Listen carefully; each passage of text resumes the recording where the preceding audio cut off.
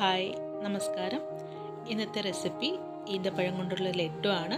വളരെ എളുപ്പത്തിലുള്ള റെസിപ്പിയാണിത്. അതിനായിട്ട് കുറച്ച് ഈന്തപ്പഴം എടുത്തിട്ടുണ്ട്. ഇനി ഈ ലഡ്ഡുവിലേക്ക് ആവശ്യമായിട്ടുള്ളത് കുറച്ച് പിസ്ത, കുറച്ച് അണ്ടിപ്പരിപ്പ്. അത് നമ്മളുടെ ഇഷ്ടത്തിനനുസരിച്ച് കുറച്ച് കൂടുതലാണെങ്കിൽ എടുക്കാം. ഇനി ഇതിലേക്ക് ആവശ്യമായിട്ടുള്ളത് നാളികേരമാണ്. നമുക്ക് ഈ നാളികേരത്തിന് പകരം ഡെസിക്കേറ്റഡ് കോക്കനട്ട് പൗഡർ ആണെങ്കിലും എടുക്കാം. ഇനി അണ്ടിപ്പരിപ്പും പിസ്തയും ഒന്ന് ചെറിയ തരിയായിട്ട് ഒന്ന് പൊടിച്ചെടുക്കണം.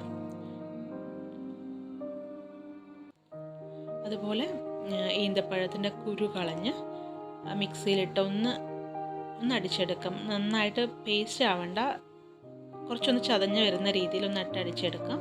ഇതിപ്പോൾ ഈന്തപ്പഴം ഒന്ന് മിക്സിയിലിട്ട് അടിച്ചെടുത്തിട്ടുണ്ട്. ഇനി ഇതിലേക്ക് നമ്മൾ പൊടിച്ച് വെച്ചിരിക്കുന്ന അണ്ടിപ്പരിപ്പും പിസ്തയും ഉണ്ടല്ലോ, ആ പൊടി കൂടി ചേർത്തിട്ട് നന്നായിട്ട് കുഴച്ചെടുക്കണം. നല്ലപോലെ ഇതൊന്ന് കുഴച്ചെടുക്കണം.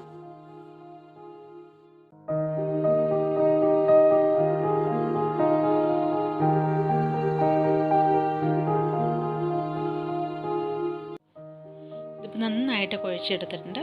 എന്നിട്ട് നമ്മൾക്ക് ആവശ്യത്തിനനുസരിച്ചുള്ള ചെറിയ ചെറിയ ഉരുളകളായിട്ട് ഇത് ഉരുട്ടിയെടുക്കണം.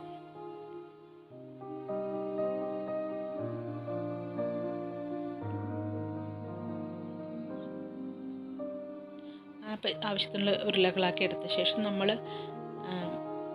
നാളികേരം ഉണ്ടല്ലോ, അതിൽ ജസ്റ്റ് ഒന്ന് പൊതിഞ്ഞെടുക്കാം. നമ്മളുടെ ഈന്തപ്പഴം ലഡ്ഡു റെഡി ആയിട്ടുണ്ട്.